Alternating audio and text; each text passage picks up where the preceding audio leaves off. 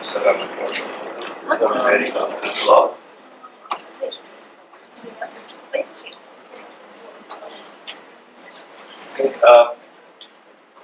most difficult time of the day at 3 o'clock, after we had a very nice lunch and very good air conditioning inside the room, so warm and cozy.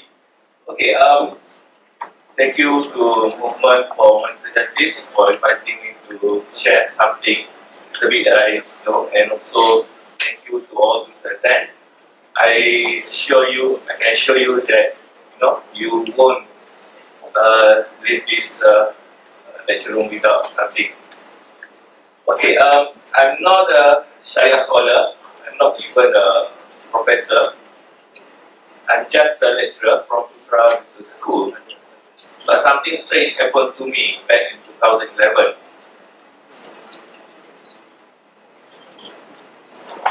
Not this. But I got project one right at the bottom. If you can see the picture, those who can see. No, it's just a picture of me. You don't know this. Okay, I got invited to RTM in 2011, ironically enough, like Prof. Nazari mentioned, to talk about that Occupy Wall Street, that's 1% or the 99%. 2011. Okay, since then, so many media has invited me, newspaper, radio, TV, to talk about economy. And strange thing is, I'm not an economist. I'm an accounting lecturer. So I'm wondering, since then, I think I've been appearing in media for more than 60 times. I think last time for PNB investment. So I've been wondering why they keep inviting me. Is it because I'm a handsome man? Well, you need to understand my definition of handsome is if you have beard, you're handsome. Right? Understand? Yes.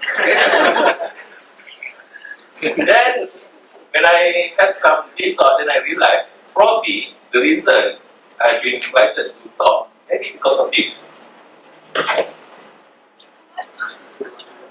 Okay? So, this is a Malay folklore about Singapura di Langgar Todak. Okay, it's about Temasek, old name for Singapore. At that time, the Sultan has a problem. Fishermen cannot go out to the sea because the island country has been attacked by swordfish. Okay? Nobody can come up with any solution how we can stop this swordfish from attacking fishermen. Until a little boy called Hang Nadim suggested that why don't we put the banana trunk along the beach, and once the swordfish stop, then you can kill the fish.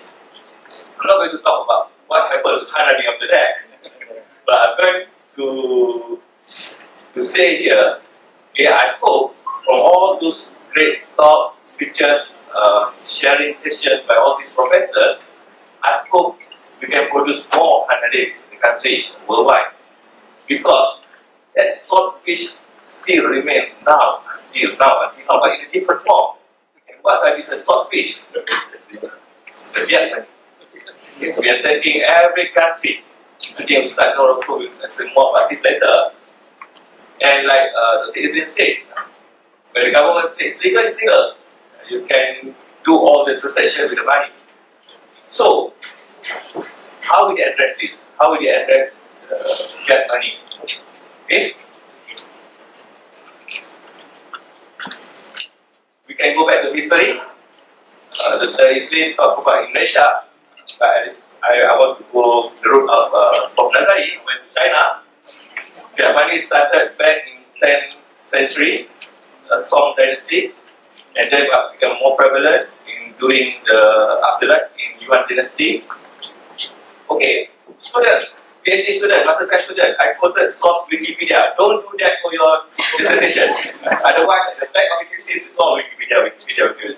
I'm just too lazy to go to the end of the page to quote the actual references. Okay, so please quote properly. For me, I can do that because it's my presentation. So, fiat money actually already started many hundred years ago, and one common characteristic when people introduce fiat money, the particular country, inflation came. Okay, and people resorted back to the commodity-based, gold-based currency. When Dr. Ismail talk about banana currency, why people call banana currency during the Japan occupation? That's why $10 banana, they have picture of banana tree. Okay, that's why they call it banana. Now we don't call banana, we call MRT KLIA tree, KLIA tree currency. If you look at your tweet now, actually Zahid, Brother Zahid is richer than me. I'm only at 5 thinking. We call it KLCC. We don't call it banana currency, we call it KLCC money now. Okay? So all this made legal because the government says so. Okay?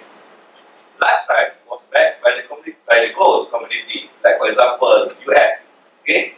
$100 in gold coin. When talking about Bretton Woods agreement, there was a time when you can physically convert the US dollar, 35 US dollar to 1 ounce troy of gold to the counter. But then it becomes so difficult to manage this conversion. You only allow it for huge transaction until 1971. Okay, at that time, major European countries, they have a backing of gold. I think right after, before the World War, or during the World War II, or even before that. But US have this gold backing until 1971.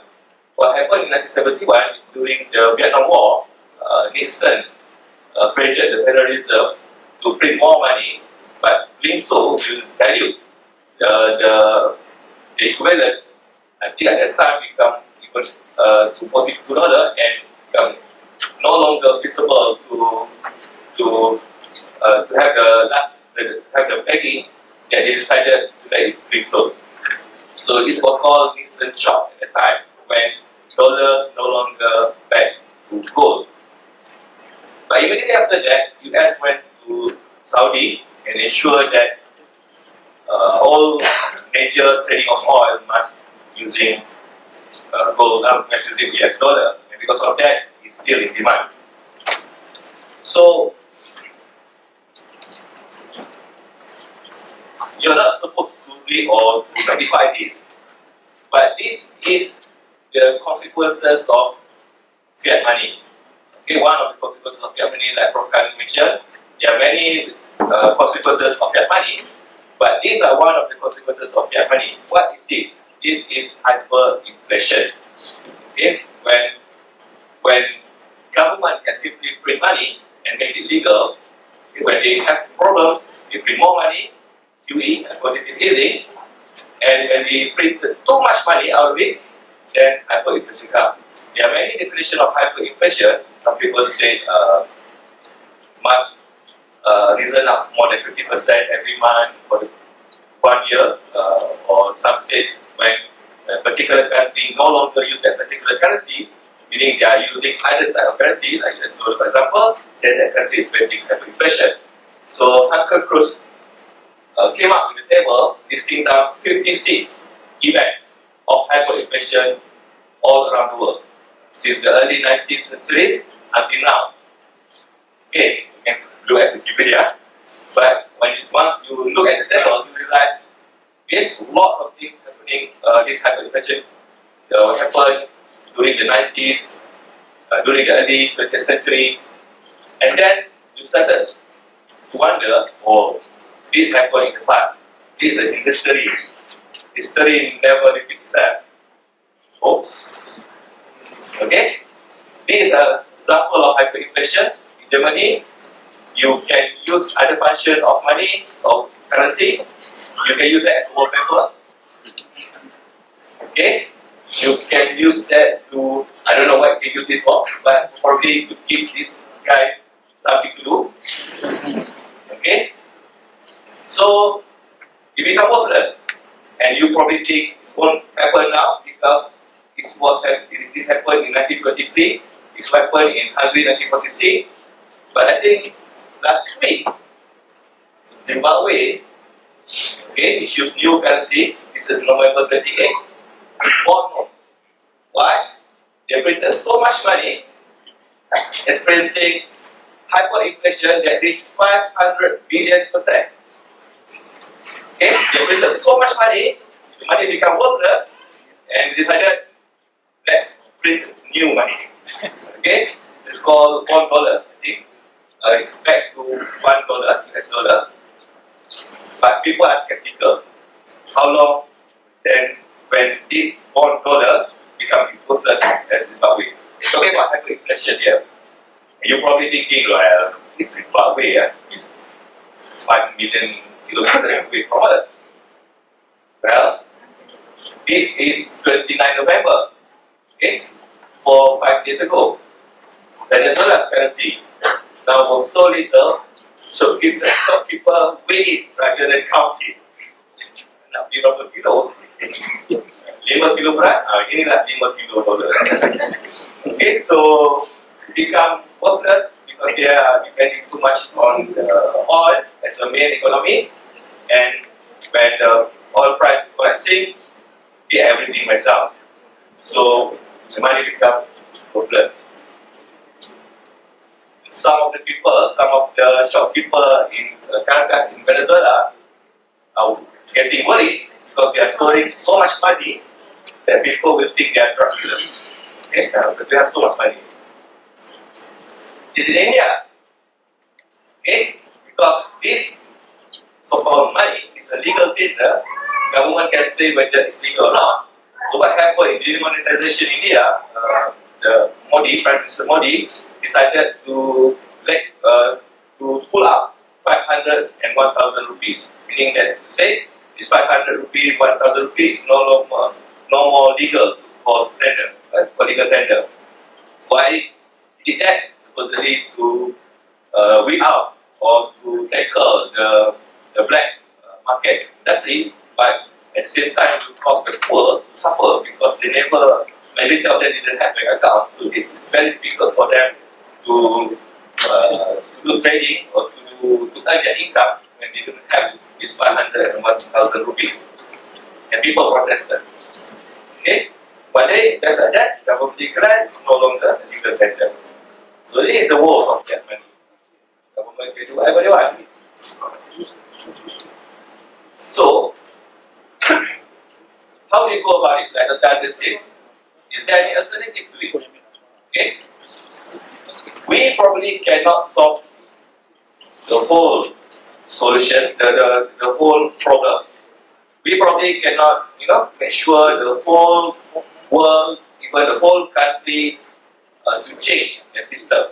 It takes a political will, probably take a revolution to change all that. But we cannot simply wait. We cannot simply say, well, at least I have to stand in front here and talk about it. Maybe I am excused not to do anything about it. Or at least if you all guys attended this session, well, we have attended this, we know about it, and we cry a little bit about it, but what else can we do about it? So, all around the world, lots of people, communities have tried to come up with alternatives. They try to be out of the system. But you must understand, okay, first I'm going to talk about community currency. The word here is very important. It's a community. It doesn't talk about a nation currency. It doesn't talk about continent currency. Talk about a community. And talking about community, 2-3% is a community. Okay, like this 100 people here is a community. And when talking about community currency, what exactly is that? It means you use a type of complementary currency. You don't use this particular Malaysia, but you have your own currency that facilitate your economy, meaning that you buy, trading, selling, debt, payment, and in fact, some of them can even contribute to the environment. I'll give you an example after this. So, how many community currency circulating around the world, you may ask. Okay, this is one type of commodity currency, very colorful currency. Yeah, well, because if you can print your own currency, you might as well make it colorful. You know? Why just print it green like that? Okay, so this is a Bangla Pesa in Kenya. So they have a community. There's one province in Kenya called Bangladesh. Okay, soon maybe in Malaysia we might have the area of Bangladesh, but over there they have a severe shortage of shilling. Kenya, the official money for Kenya, they have a real shortage of money. Because of that, the poor people cannot do trading with each other because I don't have money. I want to buy something from you. I don't have money. You want to buy something from me? I don't even have money. Tengok later. No. Okay? You want to do butter, but then how to exchange chicken and 2 eggs, right? So the committee decided to come up with a Bangla Pesa currency. The government intervened. Now they changed it to new name called the Bangla Pesa voucher. Okay, but it's still a currency to facilitate the trade. Okay, so another community in Kenya also, Eco Pesa, they use this to clear up the 20 ton of trash in the community. How they pay this youth with this voucher, with this currency, and then this currency is accepted by the business in the community.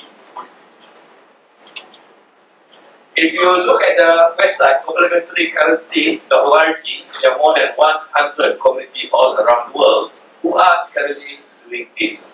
Okay, so here this is not legal tender by the government. This is by community.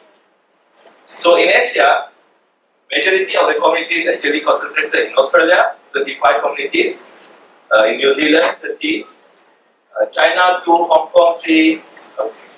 Maybe this database is not updated. I couldn't find one in Malaysia, but Indonesia had one.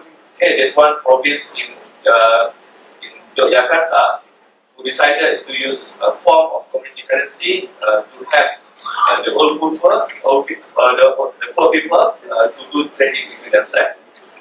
Okay, so we're talking about there are many active communities all around the world trading without using legal tender of the government. Okay. Okay, everyone, okay, this for you are interested in doing lots of research on the complementary currency.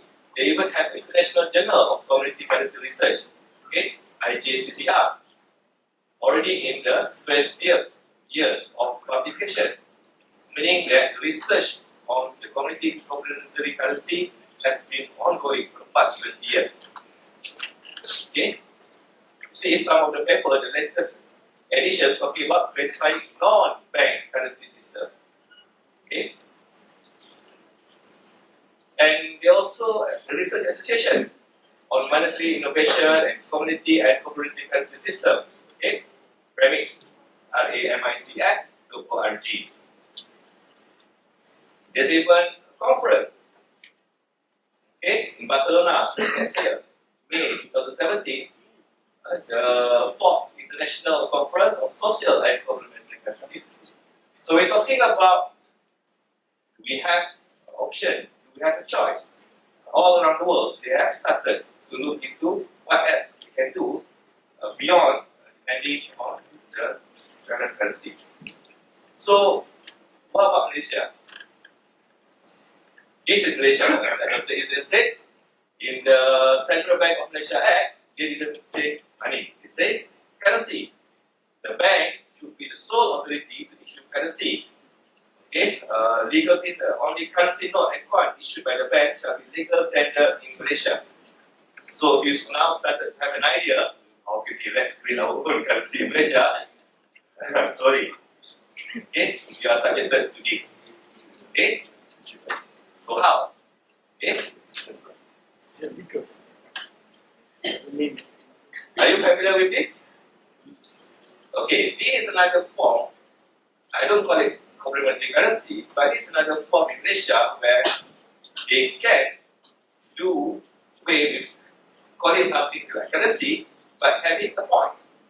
Bonus things at the time, I think honestly owned by Shell.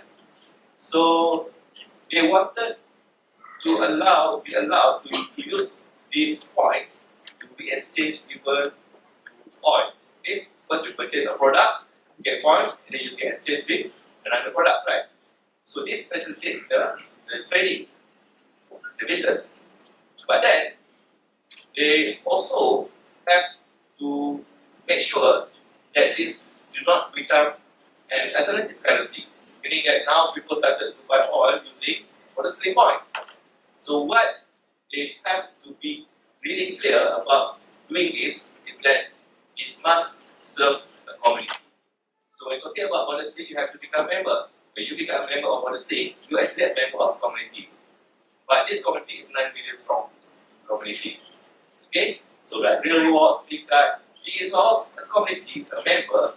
But again, they can only exchange these points with whatever we declare or we listed down in the website. You cannot simply use this outside of that particular domain, and you cannot even convert it into a ringgit Malaysia or US dollar. Okay, so it's a specific purpose. You do certain trading, you have the benefit of exchanging with another product. So now, there is another type of currency. It's called commodity-based currency. So we're talking about complementary currency just now. It's just meant to facilitate trading. We're not talking about how we can ensure that this has intrinsic value or not. But we're talking about commodity-based currency. We are now looking into, okay, if we carry this money around, okay, we also would like to have some intrinsic value to this. So normally, gold and silver, for the past many thousand years ago, we have been used by the community, by the countries all around the world as currency. Even like I think one of the presenter, and maybe Ustad also will mention later that Islam, there are several other communities that can be used. Gold, silver, wheat, barley, basically whatever that be accepted by the community of currency. Okay, so how to decide which commodity qualify to become a currency? I think if you look, maybe the table is not clear, but basically you can list down anything that is considered valuable enough, but must ensure that it can be scalable, widely valued, portable, long-term stability, and you can rank it. This table shows, apart from gold and other commodities, wheat, seal oil, or even energy production can be considered as commodities. These are the perfect currency.org. So we're talking about in Malaysia. Even all those that commonly accepted as very important to the population of Malaysia can be considered as part of this commodity that can be used to back a currency. So we're talking about rice. This is not Ajinomoto, even though this is probably salt. Okay, we are the second largest producer of palm oil, and even some of the startup entrepreneurs has looked into how we can use the technology, for example, like blockchain technology, to marry these together, the gold-backed currency with blockchain technology, so that it is easily converted seamlessly over technology and used for any transaction. Okay. The one thing that you need to understand why we talk about the commodity-based currency can be traced when you refer to one example in Islam when talking about zakat fitrah. Okay? So every year when we pay zakat fitrah, we pay according to the weight of particular commodity that is the staple food of that community or nation. Like in Saudi, it can be dates, it can be wheat. In Malaysia, it can be rice. Okay? But this rice, we don't pay according to the value, but actually the weight of the rice itself. Satukan tambah that, or maybe equivalent to 1 sack or 2.3 kilogram of the rice. Okay? So from the time of the Prophet until now, the weight of the rice that we have to pay for zakat remains the same. Okay? It's just the value of it because it links to the currency. So we're talking about the commodity risk currency here. We are thinking about having a basket of commodities where it allows for the value to be lowered down so that we can do day-to-day transaction when we buy our regular food, drink, or products. We're talking about dinar. 1 dinar probably now equal to 900 ringgit. Okay? You cannot simply buy something. If you want to buy breakfast with 1 dinar because the value is too high.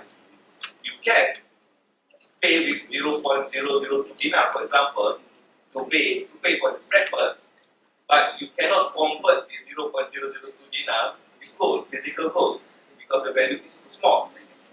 Okay? So, how you can make sure you can convert back to commodity is that you have another commodity to back it up. So, if you back with rice and salt and palm oil, you can reduce it even lower. Okay, why? What is got to do with the hyperinflation and with this commodity? For example, if you buy gold dinar, okay, if the country experiences hyperinflation, which can happen to any country because we all use the same system, so when everything becomes so expensive, provided the things that you want still available, okay, it doesn't the purchasing power of your wealth. You work so hard to earn that 100,000 ringgit, store in the bank. The next day, that 100,000 ringgit only enough to buy a nasi lemak. How do you feel? You work so hard to accumulate this wealth, but you cannot buy more than a nasi lemak. So, if you have a gold-based currency, then you probably can convert it into gold, and you probably can trade it with other products that fulfill your need. But then, if people cannot afford to trade with you because they don't need gold at the time, probably the recession, probably war, famine, and there is something else that they can consume immediately. So the commodity-backed currency allow you to be able to go to the counter and convert it back to a commodity. So during the economic recession, famine, war, hunger, you can convert back the currency into this rice, salt, or even palm oil. And now you're probably asking if this is the ideal currency, why it's not happening. Okay? You want to ask that? Yes. I don't have the answer to that for you. Okay? But I'm not going to just simply keep quiet and sit still, wondering whether this can be done. Okay? So what Putra School we have done, we have at least theoretically tried to come up with a system where we can do, where we can have a sandbox, like Dr. Izil said, a place where we can experimenting, having a formula of a commodity-based currency based on their weight of the commodity, not on the value, and try to do a little trading. Okay, and see what is the challenges, what are the constraints, how we can improve on this. Okay, so we have developed systems. Right? And at the time, we are thinking of putting it into a pilot study or of testing pilot test in one particular location, but that location ran away from us. Okay, so we are out of location right now. Okay, but we are approaching several interested parties. Okay, we are looking for a community where we can test this. Okay, we probably fail. We probably will succeed. Okay, but at least it's better than simply sitting down or standing here saying we'll think about it. We want to do something about it. So we're talking about the currency itself now. It doesn't have to be real cash. We're talking about that like programming mentioned, electronic base. So the currency can be from RFID technology. RFID chip can be very small. Okay, can be transferred seamlessly over phone. Nowadays, even a company in Malaysia has started to do gold trading, buying and selling, purchasing using gold, even like that using a smartphone. So why can't this company just try to consider rather instead of on top of having a gold-backed currency, also have a commodity-backed currency. So we can do that. Okay. The question is, are we going to do it? This is my last slide. Okay.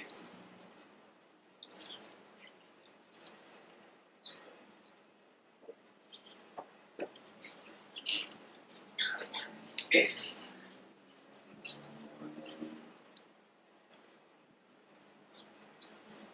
So hopefully, by the end of this session, by the end of this today's seminar, we hope that more and more among the audience will become analytic.